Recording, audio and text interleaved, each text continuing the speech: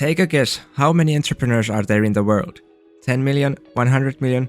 I'll let you think about this for a second. 582 million. That is how many entrepreneurs there are approximately worldwide, according to The Hill. Each and every day, new entrepreneurs around the world start their businesses, dreaming to become successful. They all have amazing ideas for new products and services, but most of them still fail. In fact, about 90% of startups fail. Welcome to the book summary of the book The Lean Startup by Ries. Ries has seen many businesses start and fail, including his own. Thanks to these false starts, he has learned a lot about startups and has been able to build a multi-million-dollar enterprise.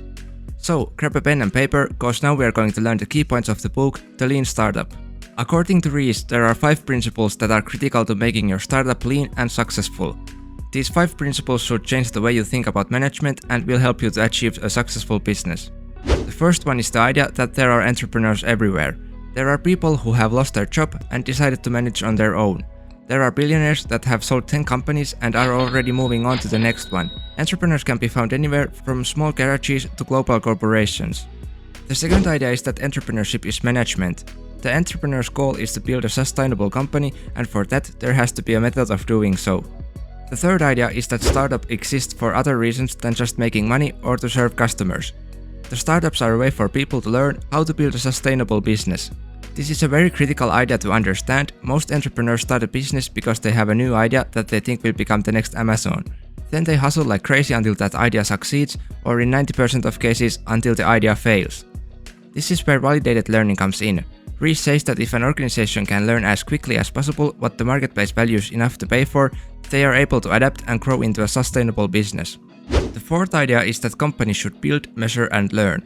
And after they have learned, they should get back to building as fast as possible. The quicker you get through this process, the faster you will learn the market and the better chance you have of building a sustainable business. The last idea is innovation accounting.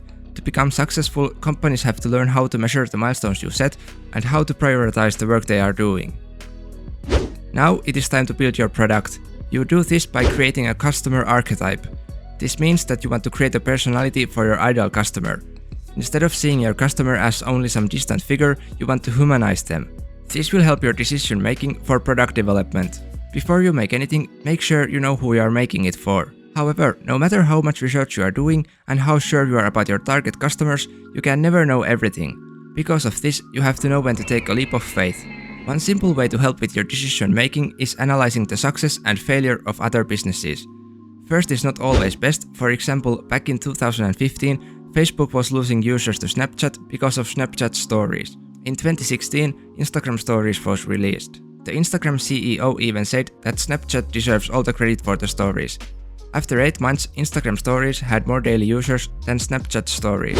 So as you can see, analyzing what other companies have done can help your decision making. But you might still have to take a leap of faith every now and then.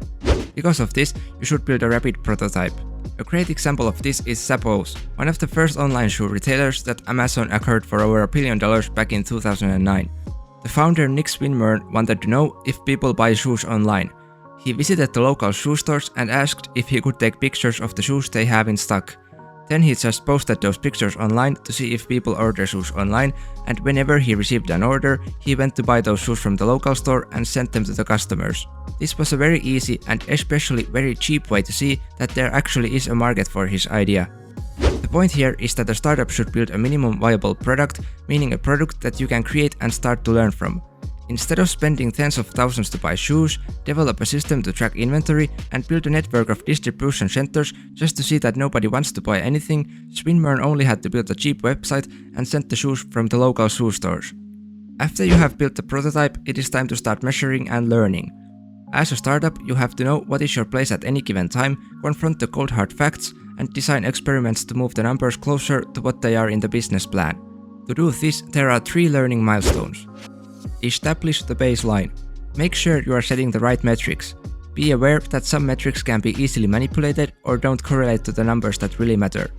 As a teenager, I used to play a lot of video games, and I remember how special RuneScape made it when it reached 200 million registered users. But millions of those users were bots, or people that are not playing anymore, or people that have created 10 different accounts. So basically, these registered users don't provide any meaningful value. To prevent tracking useless metrics, you should do a 3 A's test. Actionable. In order for a metric to be actionable, it must demonstrate a clear cause and effect relationship so you can take definite action in response to it. Accessible. The metric must be easily understood and available widely to people in the company. Auditable. You have to be able to go back to the source of data to prove that the metrics are telling the true story. One example of these metrics would be Ries company IMVU, that is an online 3D virtual chat. Using $5 a day in advertising, they were able to get 100 visitors on the website to test the product. The useful metrics that they tracked were how many people signed up, how many of those went to actually log into their accounts, how many people had a chat, and how many people become paying customers. So consider these metrics for your business too. After some time, it is time to either pivot or persevere. You will need to make a decision if your business strategy has a reasonable chance of success. Of course, if things are working well and you are making a profit and seeing success in front of you, continue pushing your idea. Make sure to base your decision on the cold hard facts. But how do you know when to pivot? This is where the mindset of an entrepreneur comes into play. A true entrepreneur does not give up immediately when something is not working, but at the same time is always learning how to build a sustainable business, not trying to push a single product idea to success. There are many different pivots that you can make. Zoom in. This is when a single feature of your product becomes the entire product. For example, a company could start by selling 3 different drinks. If they learn that only one of them sells good enough, they can stop selling the other 2. Zoom out. This is the opposite of the previous one. The company might learn that they are not making enough money with one drink, so they decide to start selling 3 different tasties. Customer need. When you start to understand your customers better, you can find new needs that you can solve. For example, you might start by selling coffee beans, but soon you find out that the customers also want to have a cup of freshly brewed coffee, so you start to sell that. Customer segment. You might have built a product that people are using, but those people aren't the group you planned them to be. Because of this, you might find a new core customer that really needs the product. Business architecture. There are usually 2 major business architectures. You either go for high margin and low volume, or high volume and low margin. You might have designed your product to sell it for other businesses, but end up selling it to the mass market. Technology. At some point, you might realize that you can solve your customers' problems using a completely different but better and cheaper technology.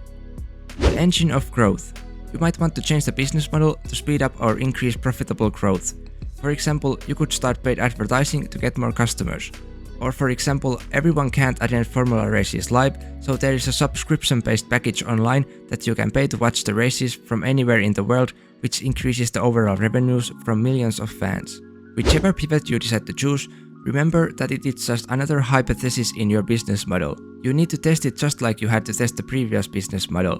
This is where the importance of MVP comes in. The more pivots you have to make to find out what works, the more money you are going to spend. The better the MVP is, the less resources you will need for pivoting. When you finally manage to find the product that you know will help you create a sustainable business, you have to have sustainable growth. To do this, you need to get new customers, and there are 3 ways to do this. 1. Create a sticky growth engine. Have a product or service that customers will continue to pay for over time. If you can bring in new customers faster than the old ones leave, your business will grow. For example, in YouTube, you are losing subscribers every day, but if you keep on getting more subscribers than you lose, your channel will eventually grow. The key metric here is your retention rate. Create a viral growth engine. In this model, your current customers are the ones bringing you new customers. Let's say that Bob really likes your store and recommends it to his friend Linda. Linda comes to your store and really likes it too and recommends it in her family's WhatsApp group. Now 10 people know about your store, visit it and like it and recommend it to their friends.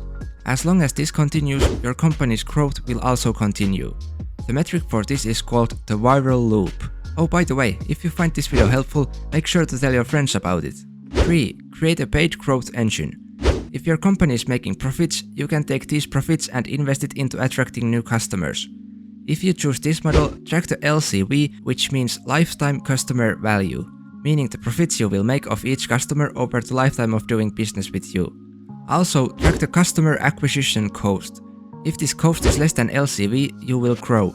What this basically means is that if you're paying $1 to get a new customer, but that new customer will bring you $5, you will grow. Ries mentions that companies really only have the bandwidth to specialize in one of these engines of growth, so choose one that fits best your business. If you find out that it does not work, do the growth engine pivot and focus on a different one. So those are the main points of the book, The Lean Startup by Ries. Let's quickly summarize the video. First, you want to build a product. Before you make anything, analyze your ideal customer and what other companies have done, and then take a leap of faith. Create a minimum viable product that you can start learning from. After building the prototype, it is time to start measuring and learning. Establish the baseline by tracking the right metrics. To prevent tracking useless metrics, do a 3 A's test. Pivot or persevere. There are multiple ways you can pivot your business model. Instead of giving up or hitting your head to the wall, change the direction. After finding a successful product, choose your growth engine. There are 3 different options, which were a sticky growth engine, a viral growth engine, and a paid growth engine. Thank you for watching the book summary. For more book summaries, you might want to check the videos shown on the screen. Leave any comments down below and like the video to help my channel grow. Thank you for watching, I'll see you next week, bye!